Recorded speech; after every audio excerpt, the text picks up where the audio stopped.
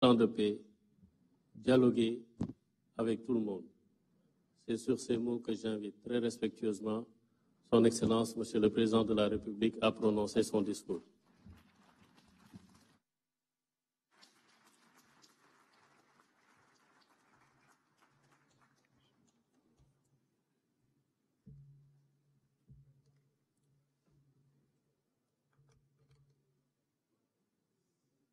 Monsieur le Président de l'Assemblée nationale, Monsieur le Premier ministre, Mesdames, Messieurs les membres du gouvernement, honorables députés, Madame la vice-présidente du Conseil constitutionnel, Monsieur le Président de la Cour suprême, Monsieur le Premier président de la Cour des comptes,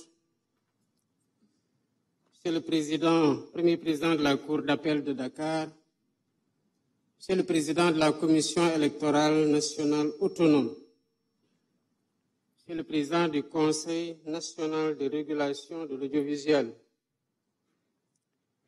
Monsieur le Président du Haut Conseil du dialogue social, notabilités religieuses et coutumières, Mesdames, Messieurs les représentants de la société civile, Mesdames, Messieurs les représentants des syndicats et organisations socio-professionnelles, chers invités en vos rangs, titres et qualités, Mesdames, Messieurs, nous voici rassemblés dans le cadre du dialogue pour la deuxième fois depuis mon accession à la magistrature suprême. Pour cette année, nous ouvrons des concertations larges et inclusives autour du thème d'intérêt national, à savoir le système politique. En assistant à cette belle rencontre qui nous réunit, et qui réunit toutes les forces vives de la nation, nous répondons à l'injonction du respect de la date codifiée dans le calendrier républicain. Ce dialogue en temps de paix nous enracine davantage dans la tradition continue de concertation et de préservation d'une paix sociale qu'il nous incombe de construire en permanence. Mesdames, Messieurs, l'implication de toutes les sensibilités de notre société dans la gouvernance institutionnelle de l'État, et s'il en était encore besoin, une preuve de la rupture systémique qui traverse aujourd'hui toute l'action publique. Ma conviction profonde est qu'au-delà des acteurs politiques, lorsqu'il s'agit de se projeter dans le temps long des réformes qui façonnent notre système politique, toute la société a voix au chapitre. Ainsi devons-nous définir par la quête du consensus et par les délibérations collectives la charpente institutionnelle et normative qui préfigure la vie de notre société politique. C'est toute la vertu d'un dialogue organisé en temps de paix. Non pas donc pour juguler une tension sociopolitique stressante pour toute la collectivité, mais pour écrire ensemble des pages encore plus belles de notre récit politique national. Mesdames, Messieurs, l'expression « le Sénégal est un pays de dialogue » n'est pas le fruit du hasard. Nous la devons à un héritage consolidant de Pencho et de Disso, à une conscience politique mûrie par l'histoire, à une culture de la pondérance héritée de nos devanciers. Notre responsabilité, c'est de préserver cet héritage et de le transmettre intact. Au demeurant, nous devons nous garder de l'immobilisme ou du statu quo. Nous devons interroger régulièrement les dynamiques sociétales dans notre cher pays. En effet, les tensions qui ont traversé le Sénégal sont encore trop vivaces pour être oubliées. Des vies ont été fauchées.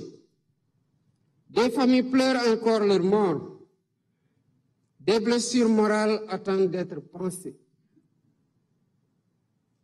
En ma qualité de président de la République, je m'incline avec respect devant la mémoire de toutes les victimes qui, de l'indépendance à nos jours, jalonnent le douloureux chemin de notre marche vers une démocratie achevée. J'exprime à leurs familles, à leurs amis et à leurs compagnons de lutte la solidarité de la nation. Mon rôle en tant que garant de l'unité nationale est de tendre la main à toutes et à tous pour rassurer, pour rassembler, pour apaiser et réconcilier, afin de concerter la paix, conforter la paix et la stabilité indispensable au développement économique de notre pays. Dans cette dynamique, le gouvernement assumera la plénitude de sa mission. L'opposition sera respectée et exercera librement ses droits dans le respect de la loi.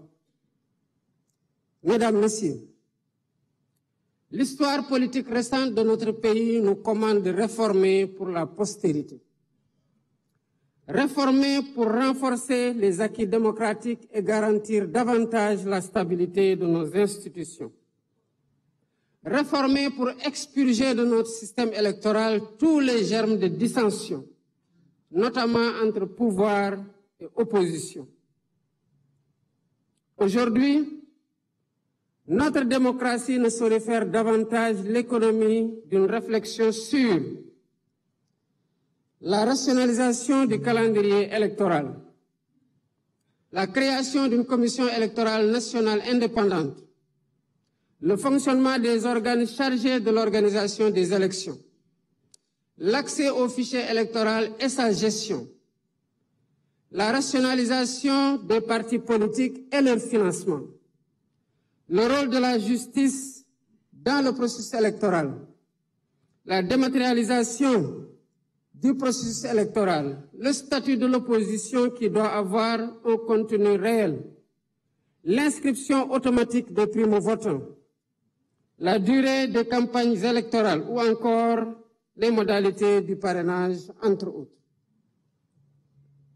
Ces concertations, heureusement organisées en dehors de toute échéance électorale, nous offrent une opportunité unique de réfléchir avec sérénité et lucidité sur l'avenir de notre système politique.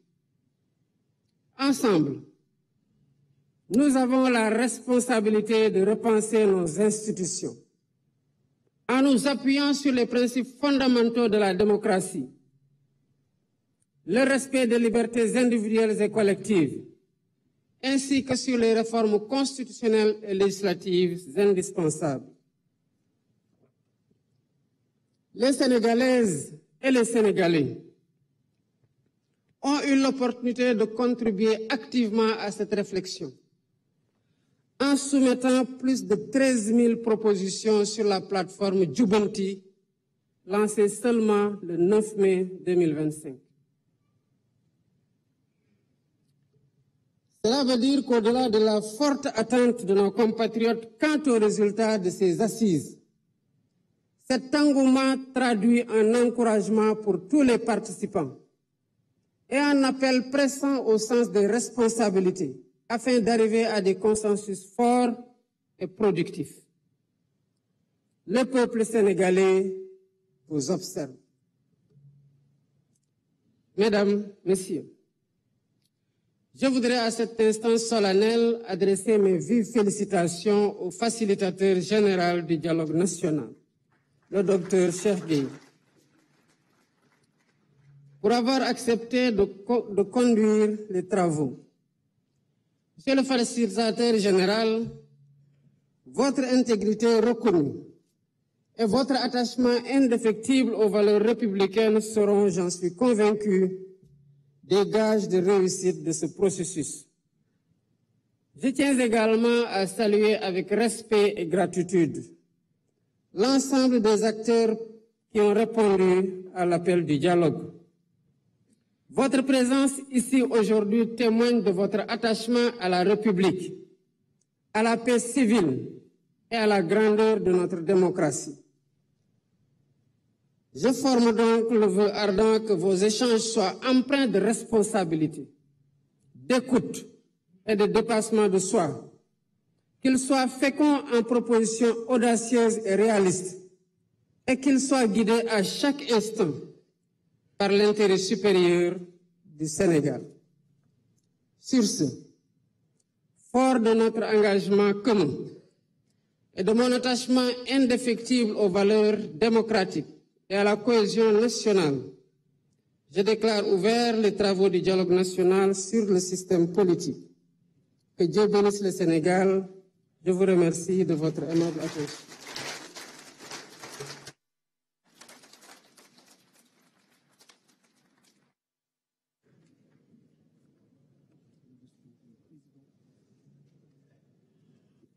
Mbokki Sénégal